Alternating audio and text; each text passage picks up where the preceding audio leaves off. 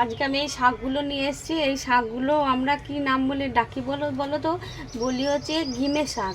আমি জানি না আর অন্য কিছু নাম আছে কিনা, যদি থাকে তোমরা আমাকে একটু জানিও প্লিজ। তো এই শাকগুলো অ্যাকচুয়ালি তেতো, হ্যাঁ। তো এই শাকগুলো আমি এরকমভাবে যে ছাড়াচ্ছি, এগুলো আমি বড়া বানাবো, ডাল বেটে বড়া করব। তো কীভাবে বানাবো সেটা তোমাদের আমি দেখাবো। তো আগে আমি এই শাকগুলোকে সুন্দর করে একটা একটা করে ছাড়িয়ে নেবো, এরকমভাবে ছাড়িয়ে নিয়ে তারপরে বানাবো, দেখাবো তোমাদের। চলো, দেখো আমি শাকগুলো ধুয়ে বেছে রেডি করে নিয়েছি, খুব সুন্দর করে ধুয়ে পরিষ্কার করে নিয়েছি। আর এদিকে ডালটাও আমি বেটে নিয়েছি, আমি ডাল দিয়ে বড়াটা বানাবো, যার জন্য আমি ডাল বেটে রেডি করে নিয়েছি। আমি এটা তোমার ছোলার ডাল বেটেছি, এর মধ্যে একটুখানি এক টুকরো আদা দিয়েছি আর আর নুন দিয়েছি, দিয়ে বেটে নিয়েছি। আর আমি এই শাকটার সাথে তোমার মেশাবো, যেটা হচ্ছে দেবো সেটা হচ্ছে এটা হচ্ছে চালের গুঁড়ো আর এক পিঞ্চ খাবার সোডা, হলুদ আর একটু চিনি স্বাদ অনুযায়ী, আর এটা হচ্ছে জোয়ান আর এটা হচ্ছে লবণ। এগুলো আমি দিয়ে দিলাম একদম। এগুলো দিয়ে তারপরে এই যে ডাল বাটাটা আমি এর মধ্যে দিয়ে দেব, দিয়ে সুন্দর করে এটাকে আমি মিক্সড করে নেব। তোমাদের আমি মিক্সড করে তারপরে আমি দেখাচ্ছি, ঠিক আছে? আমি বেশ সুন্দর করে মেখে নিয়েছি, দেখো ব্যাটারটা রেডি করে নিয়েছি। শাকের ব্যাটারটা ডাল দিয়ে সুন্দর করে মেখে টেকে রেডি করে নিলাম। এবার আমি এটাকে চাপা দিয়ে মিনিট 15 রেখে দেবো, তারপরে এটাকে আমি ভাজবো। আমি কড়া বসিয়ে দিয়েছি, কড়ার মধ্যে এবার তেল দিচ্ছি তিতো বড়াগুলো ভাজবো বলে। আমার শাক মাখাটা একদম সুন্দরভাবে হয়ে গেছে, মাখাটা সুন্দর এক স্মুথ হয়ে গেছে। মাখাটা অনেকক্ষণ ভিজিয়ে রেখেছিলাম তো, মিনিট 15-20।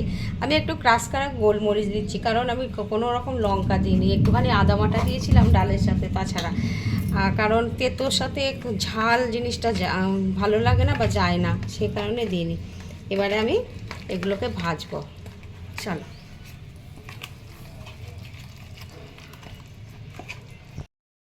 এবার আমি ছাড়ছি তেলের মধ্যে। হ্যাঁ, তেলটা আমার গরম হয়ে গেছে। তোমরা তোমাদের শেপ মতন করে ছাড়বে। এটা পেঁয়াজির মতো একটু শাক তো, সেই কারণে এরকমভাবে ছাড়ছি যাতে ভাজাটা খুব সুন্দর হয়। এবার আমি বড়াগুলো উল্টে দিচ্ছি, লেগে গেছে একটা সাথে একটা। এই যে বাহ, এক পিঠ সুন্দর লাল লাল হয়ে ভাজা হয়ে গেছে আস্তে আস্তে। হ্যাঁ, এই যে খুব সুন্দর ভাজা হচ্ছে। এগুলো খেতে কিন্তু খুব টেস্টি, একটু তেতো কিন্তু খুব ভালো খেতে লাগে। আর চালের গুঁড়ো টুড়ো দেওয়া হয়েছে তো খুব মুচমুচ করবে। তোমরা অবশ্যই এইভাবে একবার বানিয়ে খেয়ে দেখবে, যদি তোমরা এই শাককে চেনো তো খাবে। আর উপকারী, কারণ আর এই গ্রীষ্মের সময় একটু তিতো খাওয়া তো খুব ভালো। এবার আমি এই শাকটা তোমার বেগুন আলু দিয়ে চচ্চড়িও করা যায়, শুধু আলু দিয়ে ভাজাও যায়। তো আমি ভাজিনি বা এরকম করিনি, তো এরকমভাবেই বড়াটা বানালাম। বড়াটা তো আরও বেশি টেস্টি লাগে খেতে। যাই হোক, আবার আলু সিদ্ধর সাথে মেখেও খাওয়া যায়। তোমাদের যেটা যেরকম ইচ্ছা তোমরা সেরকমভাবেই বানিয়ে খাবে, আর চাইলে বড়া করেও খেতে পারো। আর আমার চ্যানেলটি এখনও পর্যন্ত যারা সাবস্ক্রাইব করোনি তাদের কাছে অনুরোধ রইল, আমার চ্যানেলটা একটু প্লিজ সাবস্ক্রাইব করে দেবে। আর বন্ধুবান্ধব আত্মীয় স্বজনদের সাথে একটু শেয়ার করে দেবে প্লিজ। আর যারা অলরেডি সাবস্ক্রাইব করে দিয়েছো তাদেরকে জানাই অসংখ্য অসংখ্য ধন্যবাদ। তোমরা আমার সাথে থাকবে এইভাবে এবং পাশে থাকবে। তোমরা তোমাদের সাথে এবং তোমরা আমার সাথে বা পাশে থাকার জন্য আমি আস্তে আস্তে একটু একটু করে একটা একটা করে এগিয়ে যাচ্ছি। এটা সম্পূর্ণ তোমাদের কৃতিত্ব। যাই হোক, এবার আমার বড়াগুলো ভাজা হয়ে গেছে, দেখছো তোমরা লাল লাল করে ভাজা হয়ে গেছে। তো আমি এগুলোকে এবার তুলে নিই আর কয়েকটা ভেজে নেব, ভেজে নিয়ে তোমাদের আমি দেখাবো।